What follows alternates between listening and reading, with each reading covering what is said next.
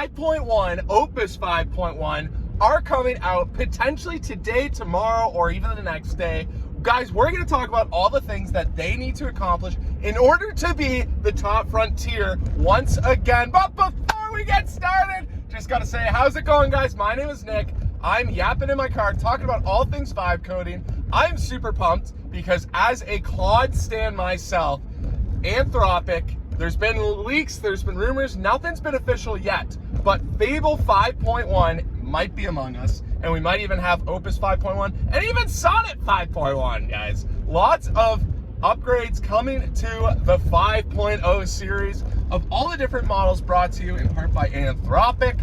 Guys, Claude had a somewhat rough couple weeks, as y'all know. Grok really took advantage of the fact that Claude was stumbling, guys. We had so many outages, people complained about the usage limits, and then Grok capitalized with Grok 4.6. GPT 5.6 Sol, of course, they're quiet for a little bit. We just got a reset yesterday in all of that, and finally there's some updates in the whole world of GPT work.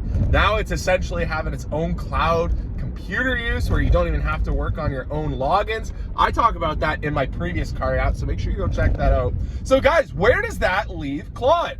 They have been awfully quiet. 5.1 is the answer, and I'm really hoping that they can really capitalize on this and we can prove that my max subscription to Claude is very well justified. Guys, Fable 5, fantastic model. It is the best model in the world, without a doubt, and it's by a long shot too.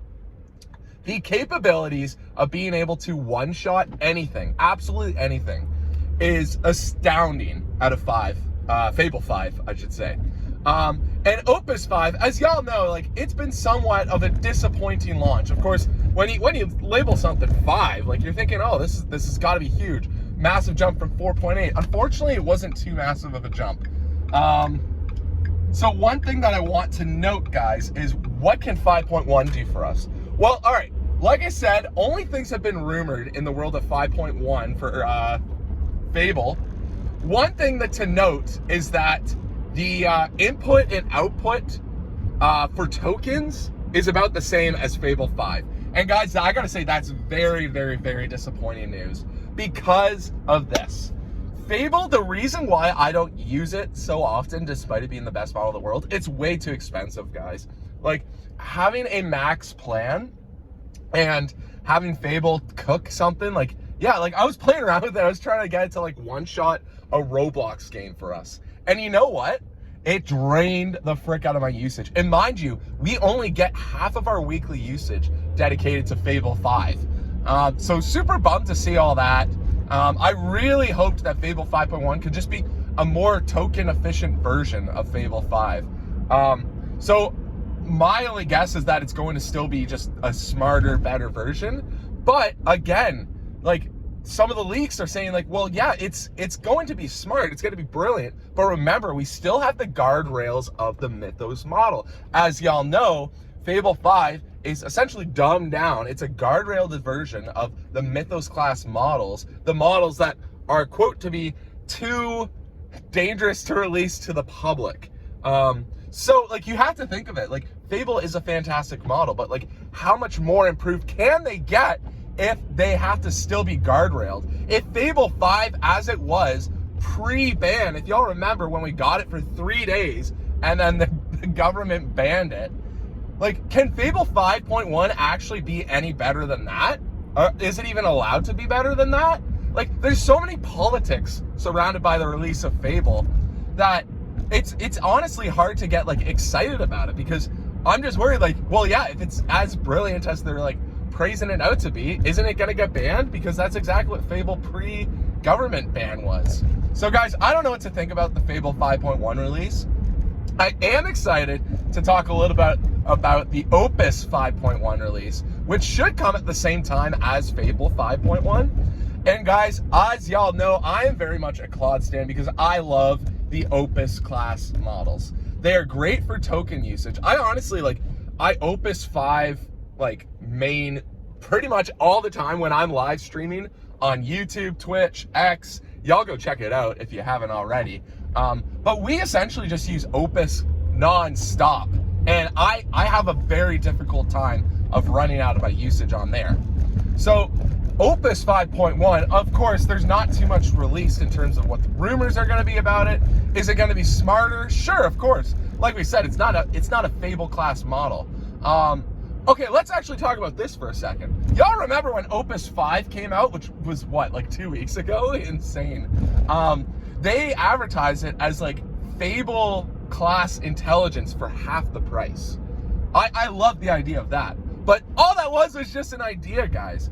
Opus 5 was it's not anywhere near the intelligence of Fable 5. As much as it praises it to be, it's a smart model. But goodness gracious, we're nowhere near that. So is Opus 5.1 going to be another shot at being a Fable class model?